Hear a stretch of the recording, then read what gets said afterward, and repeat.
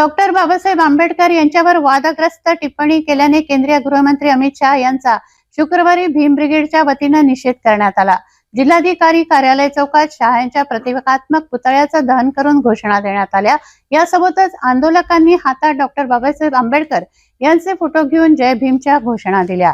गृहमंत्री अमित शहांच्या वक्तव्याचा निषेध भीम ब्रिगेडनं केला। वक्तव्याच्या निषेधार्थ जिल्हाधिकारी कार्यालयावर भीम ब्रिगेड संघटनेने अमित शहा यांचा फोटो लावून प्रतिकात्मक अंत्ययात्रा काढून दहन केलं। यावेळी मोठ्या प्रमाणावर अमित शहांच्या विरोधात जोरदार घोषणाबाजी केली। डॉक्टर आंबेडकरांचे फोटो हातात घेऊन भीम ब्रिगेड संघटनेनं आक्रमक आंदोलन केलं, प्रतिकात्मक प्रेतयात्रा काढली।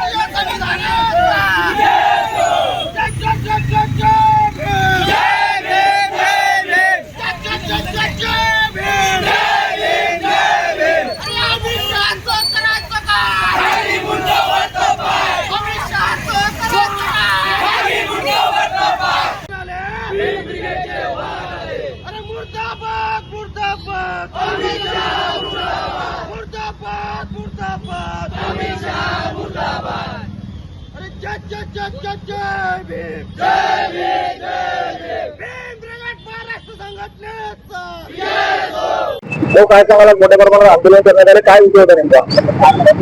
भीम ब्रिगेड महाराष्ट्र संघटनेच्या वतीने आज कामगार आयुक्तापासून तर जिल्हाधिकारी कार्यालयापर्यंत अमित शहा तडीपार अमित शहा यांची अंतिम यात्रा काढण्यात आली। त्याचे कारण असे आहे की अमित शहा यांनी जाणीवपूर्वक हेतुपुरस्पर यांनी केंद्र संसदमध्ये डॉक्टर बाबासाहेब आंबेडकरांचं नाव हे एकेरी शब्दात घेतलं आणि आंबेडकर आंबेडकर आंबेडकर असं फॅशन म्हटलं।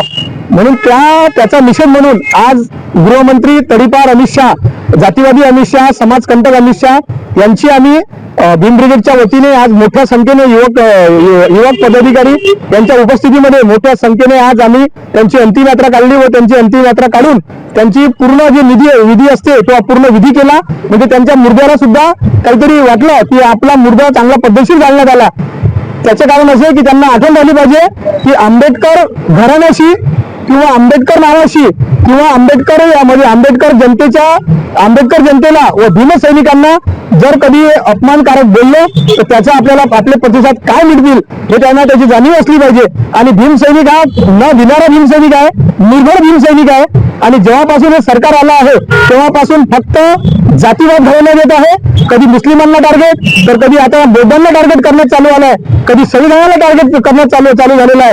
आताच परभणीची शाही आमची 2 पॅन्थर आमच्यातून गेले, लढाऊ पॅन्थर आमच्यातून गेले, त्यांच्या अजून अग्नीची रात सुद्धा थंडी झाली नाही तरी तेव्हाच अमित शहा यांनी हेतुपुरस्पर आणि जाणीवपूर्वक हे वक्तव्य केलं की देशामध्ये काहीतरी नवीन घडलं पाहिजे आणि किंवा अमित शहा यांचा या गोष्टीवर हे गोष्ट करून दुसरं काही घडवण्याचं त्यांचं मानस असं दिसत आहे।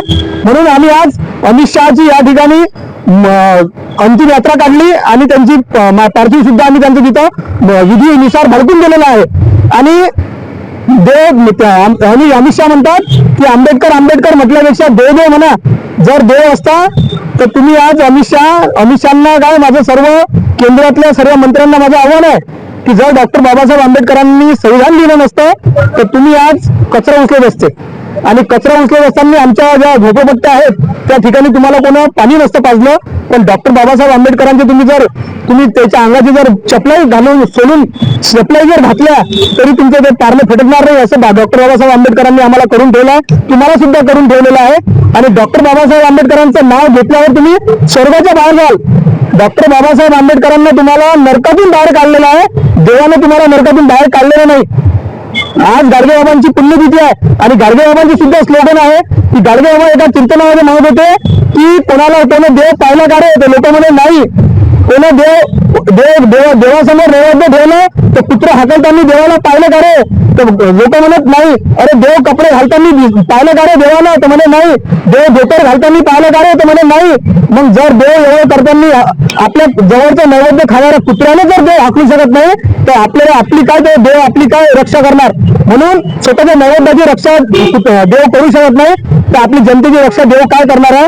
म्हणून डॉक्टर बाबासाहेब आंबेडकरांनी जे संविधान लिहिलं आणि डॉक्टर बाबासाहेब आंबेडकरांनी जे आज आम्हाला संविधानामुळे जे आम्हाला अधिकार दिले ते कोणता देव दैत्य देऊ शकत नाही. आणि डॉक्टर बाबासाहेब आंबेडकरांच्या नावामुळेच आपण आज स्वर्गाच्या पलीकडे आहोत हे अमित शहाने समजून घ्यायचं. एवढं बोलतो. आणि अमित शहाना आणि भाजपच्या सर्व पदाधिकाऱ्यांना कार्यकर्त्यांना सर्वांना आवाहन करतो की आमच्या शेतावर पाय देऊ नका. भीमसैनिक हा एक भीमा कोरेगाव आठवू नका, भीमा कोरेगाव बनवू नका. एकानं 56 कापले होते, 528,000 कापले होते. आता तर आम्ही खूप आहोत म्हणून आमचं नाम करू नका आणि आमच्या डॉक्टर बाबासाहेब आंबेडकरांना कधी तुम्ही अपशब्द बोलू नका. जय भीम, जय संविधान.